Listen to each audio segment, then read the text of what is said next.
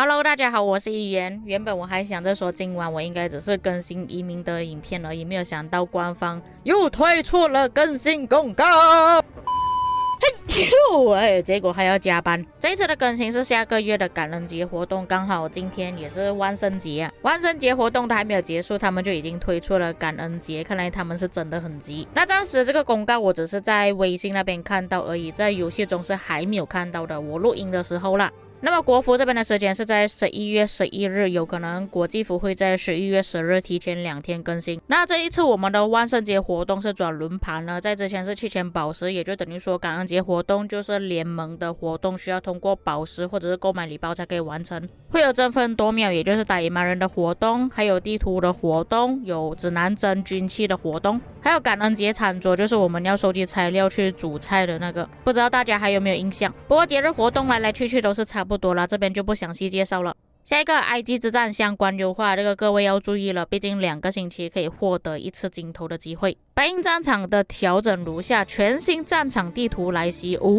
新地图更加紧凑，同时减少了战场建筑种类与数量。各阵营的人数最多由30位执政官减少为15位，每局战场时间减少为30分钟，不包含准备阶段的时间。下调获取奖励所需的最低个人积分，每个阵营的指挥数量调整为3名。这个不确定大家还有没有印象啊？这个我在之前有跟大家介绍过的地图，官方那边也是有发布过影片，但是当时候官方发布的影片里面的建筑物数量是一样的，也就表示说这个影片所展示的是我们正常的埃及之战或者是奥西里斯联赛之后会看到的画面。白银战场的画面就会变成这样子，我们只有2个房间杯，是整个地图上只有2个而已，等于说任何一方的玩家只能牵程到1个位置而已，并且也是移除了大量的要塞，任何一方只剩下1个火神庙、1个生命之泉还有1个要塞而已。白银战场调整了蛮多东西的，但是我不确定他们的奖励有没有跟着一起下调。至于其他调整，黄金战场中每个阵营的指挥数量变成5个了，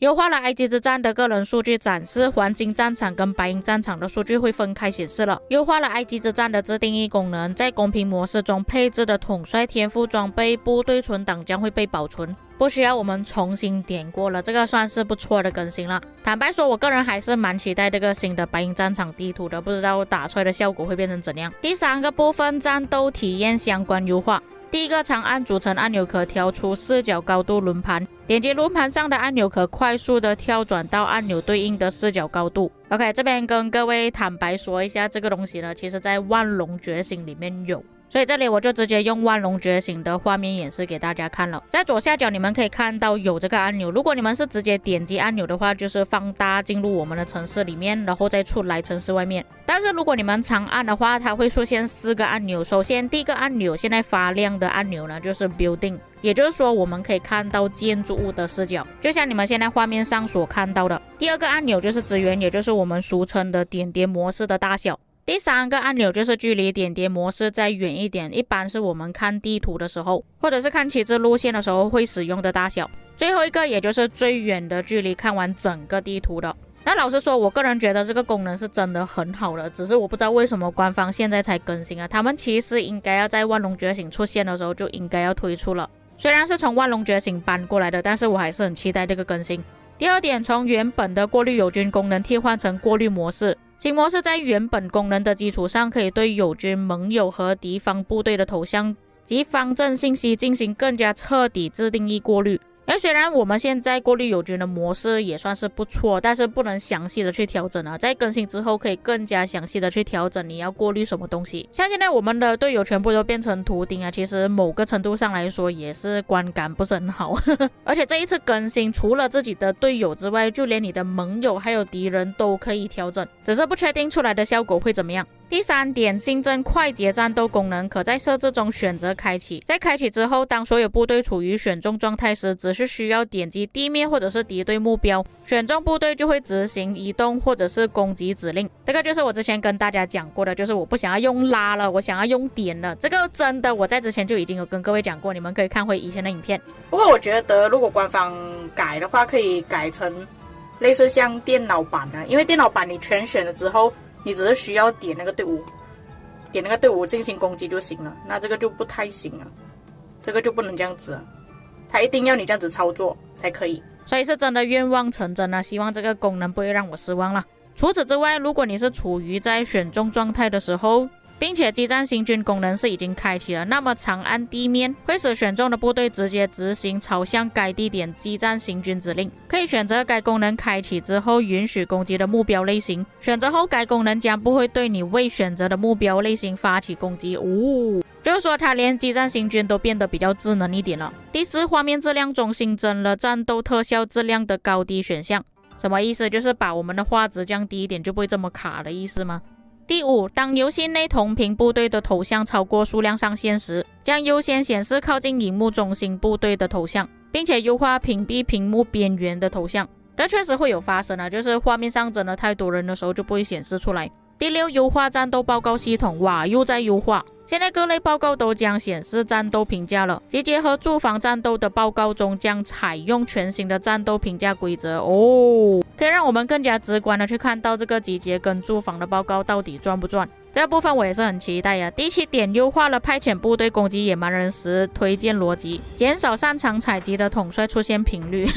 这个就是我们如果没有特定派出一些专门去打野蛮人的统帅的话，就会有可能派出一些采集统帅，在更新之后就不会再派出去了。第八点，优化执政官部队方阵的表现，使部队行军转弯时更加流畅了。它这里所谓的方阵就是点点模式啦，确实有时候点点模式会突然漂移，或者是它很像吊针那样子慢慢移动说实在的，这一次战斗体验相关优化我个人是很满意的。第四个部分，失落之地相关优化。优化征服赛季英雄战歌剧本中资源技能刷新规则，删除了部分使用率较低的技能，同时驻地中新增了史诗统帅。这个调整只会在新的征服赛季英雄战歌剧本中出现。第二点，进入征服赛季的王国中，原王国大地图上刷新野蛮人等级上限为40等级，资源点等级上限为8等级。就是说之后我们在王国里面可以采集到8等级的资源了，还可以打到40级的野蛮人这样子我们就可以减少登录游戏采集资源了。虽然之前我们的资源点也是有调整过，不过依然还是维持在5、6等级左右而已，就是我们必须要固定4个小时左右就要上线一次。如果提升到8等级的话，我觉得一天最多上线采集2次这个算 OK 啦，我觉得至少不用采集这么辛苦。像我之前有说过的我一直要派我的小号去采集，这样子很麻烦。第三点，调整了昔日荣光活动各阶段难度。第四，王国及失落之地编年史中将显示章节持续时间，针对完成任务后会提前结束的章节设置了额外提示。军团标记数量上限由10个增加为20个这个也是很重要确实有时候会不够用。第五个部分，活动相关更新及优化。第一点，维京统帅系列活动来袭。维京传奇选择新一统帅，每日领取丰富奖励。战魂觉醒，使用通用统帅雕像提升统帅技能等级，即可领取丰富奖励。那原本我在想着说是不是朗纳尔，但是这边有说到所有王国开放时间超过21天的地区开启。那么我在之前有跟大家讲过 SP 朗纳尔只会在征服赛季中出现而已。像他这个活动说到所有王国的话，那有可能是其他的维京统帅，难道是新的维京统帅还是旧的？但他这边说选择新一统帅，假设是新统帅的话应该不需要选择吧，这个大概率应该是选择旧的统帅。第二个部分，更新了奥林匹亚之巅活动我不玩奥林匹亚之巅了，所以他这边改了什么东西我也不知道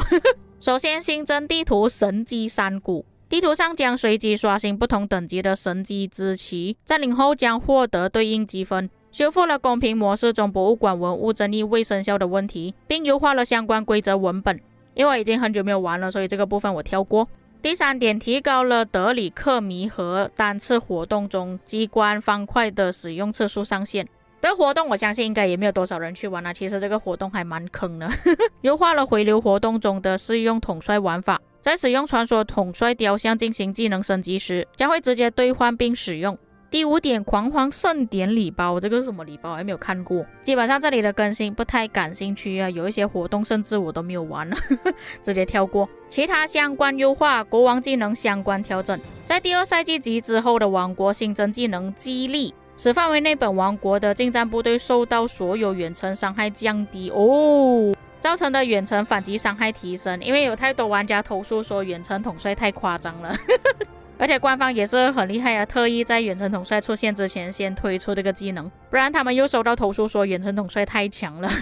技能流放的冷却时间由72小时降至24小时，统帅相关优化在统帅天赋界面可以查看天赋树上关键节点选取率了。新增8个统帅重置版形象：袁义经、曹操、贞德、艾塞尔、弗莱德、李成桂、亚历山大、理查、列奥尼达。同时新增切换模型功能，执政官可在上述统帅的介绍或好感度界面中自由切换这8个统帅原版和重置版的形象。这个部分我在之前也是跟大家介绍过，我看到有一些玩家反馈说改版之后比较丑